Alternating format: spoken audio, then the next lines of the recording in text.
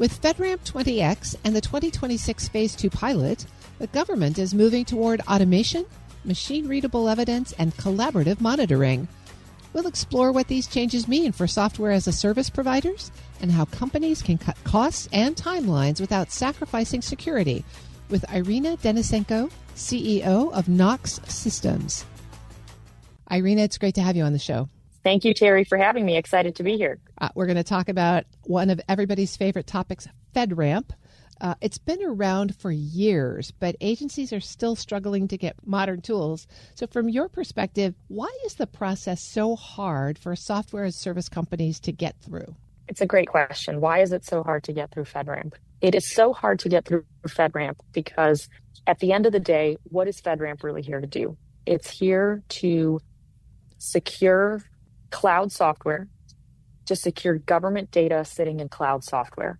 You have to remember, this all came together almost 15 years ago, which if you remember 15 years ago, 20 years ago, was kind of early days of all of us interacting with the internet. And, we were still even in some cases scared to enter our credit card details onto an online website. Fast forward to today, we, pay with our face when we get on our phone. We've come a long way. But the reality is cloud security hasn't always been of course, it's secure. In fact, it's been the opposite. Of course, it's unsecure, and it's the internet, and that's where you go to lose all your data and all your information. And so long story short, you have to understand that's where the government's coming from. We need to lock everything down in order to make sure that whether it's VA patient data, IRS data on our taxpayers, obviously anything in the DOW, any sort of information data there, all of that stays secure. And so that's why there are hundreds of controls that are applied to cloud environments in order to make sure and double sure and triple sure that data is secure. You lived the challenge firsthand with your own company. What most surprised you about the certification process when you tackled it yourself? What most surprised me when we tackled FedRAMP ourselves for the first time was that even if you have the resources, and specifically if you have $3 million to spend, $3 million burning a hole in your pocket doesn't happen often. But even if you have that, and you have the staff on the U.S. soil, and you have the willingness to invest all of that for a 3-year process to get certified, that is still not enough. What you need on top of that is an agency to say yes to sponsoring you. And when they say yes to sponsoring you, what they are saying yes to is to take on your cyber risk. And specifically what they're saying yes to is to spend $500,000 of taxpayer money, of agency budget, typically using contractors, to do an initial security review of your application. And then to basically get married to you and do something called continuous monitoring, which is a monthly meeting that they're going to have with you forever, where that agency is going to be your accountability partner and ultimately the risk bearer of you, the software provider, to make sure you are burning down all of the vulnerabilities, all of these CVEs, every finding in your cloud environment on the timeline that you're supposed to do that.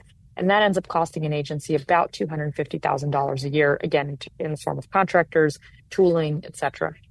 That was the most surprising to me, that again, even as a cloud service provider who's already doing business with JP Morgan and Chase, healthcare systems, you name it, even that's not enough. You need an agency sponsor because at the end of the day, it's the agency's data and they have to protect it. And so they have to do that triple assurance of, yes, you said you're doing the security stuff, but let us confirm that you're doing the security stuff. That was the most surprising to me. And why really ultimately we started Knox Systems, because what we do at Knox is we enable the inheritance model. So we are doing all of that with our sponsoring agencies, of which we have 15. Knox runs the largest FedRAMP managed cloud. And what that means is we host the production environment of our customers inside of our FedRAMP environment across AWS, Azure, and GCP. And our customers inherit our sponsors. So they inherit the authorization from the Treasury, from the VA, from the Marines, et cetera, which means that the Marines, the Treasury, the VA didn't have to spend an extra $500,000 upfront and $250K ongoing with every new application that was authorized.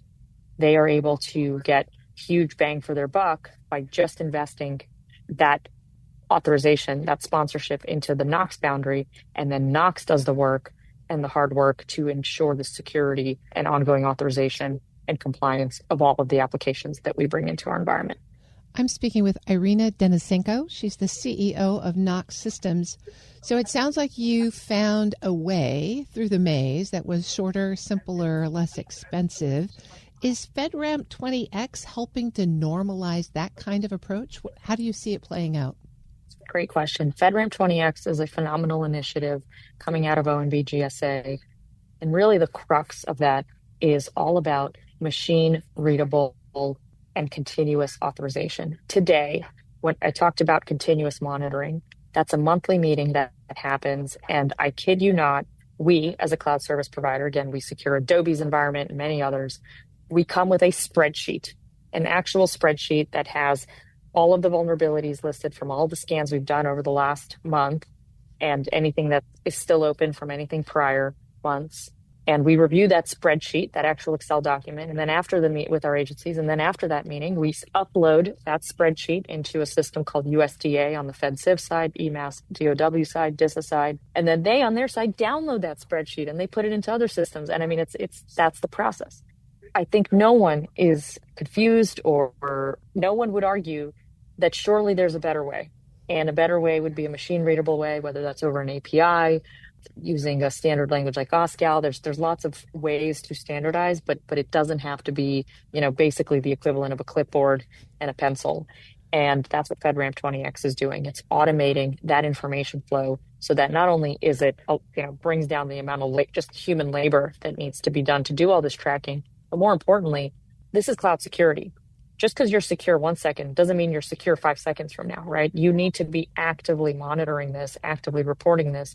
And if it's taking you 30 days to let an agency know that you have a critical vulnerability, that's crazy. You got to tell them in, 5 minutes after you find out, or, to put a respectable buffer, a responsible buffer to allow you to remediate before you notify more parties. Maybe it's a 4-day buffer, but it's certainly not 30 days. That's what FedRAMP 20X is doing. We're super excited about it. We're very supportive of it and have been actively involved in phase 1 and all subsequent phases. Right. So phase 2 is scheduled to start shortly in 2026. What are you expecting to see as a result? Well, phase 1 was all about FedRAMP low. Phase 2 is all about FedRAMP moderate. And we expect that, it's going to really, FedRAMP moderate is the realistically where most cloud service offerings sit, FedRAMP moderate and high. And so that's really the one that FedRAMP needs to get right. What we expect to see and hope to see is to have agencies actually authorize off of these new frameworks. The key is really going to be, what shape does FedRAMP 20X take in terms of machine readable reporting on the security posture of any cloud environment. And then, of course, the industry will standardize around that. So we're excited to see what that looks like. And also how much AI does the agency, the GSA, OMB, and ultimately FedRAMP leverage, because there is a tremendous amount of productivity, but also security that AI can provide. It can also introduce a lot of risk. And so we're all collaborating with that agency, as well as we're excited to see where they draw the bright red lines and where they embrace AI. So phase 2 is only going to incorporate 10 companies, right? So for the rest of the world who's waiting on these results, what advice do you have for them in the meantime? How can companies prepare better, or how can companies who want to get FedRAMP certified now best proceed? Well, I think at the end of the day, the inheritance model that Knox provides, and we're not the only ones. It's actually, there's 2 key players. It's ourselves and Palantir. There's a reason that large companies like Celonis, like OutSystems, like Big ID, like Armis, who was just bought by ServiceNow for almost $8 billion. There's a reason that all of those guys choose Knox, and there's a reason Anthropic chose Palantir and Grafana chose Palantir, because regardless, FedRAMP 20X, Rev 5 doesn't matter. There is a massive, massive premium put on getting innovative technology in the hands of our government faster. We have a window right now with the current administration prioritizing innovative technology and commercial off the shelf, take the best out of Silicon Valley and use it in the government, or out of Europe, out of Israel, you name it, rather than, build it yourself, customize it till you're blue in the face and still get an inferior product. Just use the best in breed, right? But you need it to be secure. And we have this window as a country. We have a window as a country for the next few years here to get these technologies in. It takes a while to adopt new technologies. It takes a while to do a quantum leap. But I'll give you a perfect example. Celonis, since becoming FedRAMP on August 19th with Knox, they had been trying to get FedRAMP for 5 years. Since getting FedRAMP on August 19th, has implemented 3 agencies. And what do? They do process mining and intelligence. They're an $800 million company that's 20 years old, that competes, by the way, head on with Palantir's core product, Foundry and Gotham and so on. They've implemented 3 agencies already to drive efficiency, to drive visibility, to drive process mining, to drive intelligence, to drive AI powered decision making. And that's during the holidays, during a government shutdown. It's speed that we've never seen before. If you want outcomes, you need to get these technologies into the hands of our agencies today.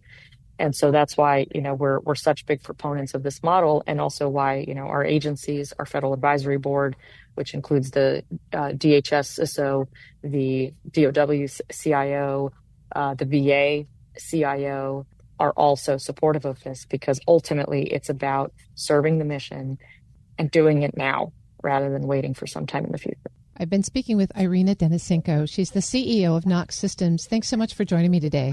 Thank you, Terry. We'll post this interview at federalnewsnetwork.com/Federal Drive. Subscribe to the Federal Drive wherever you get your podcasts.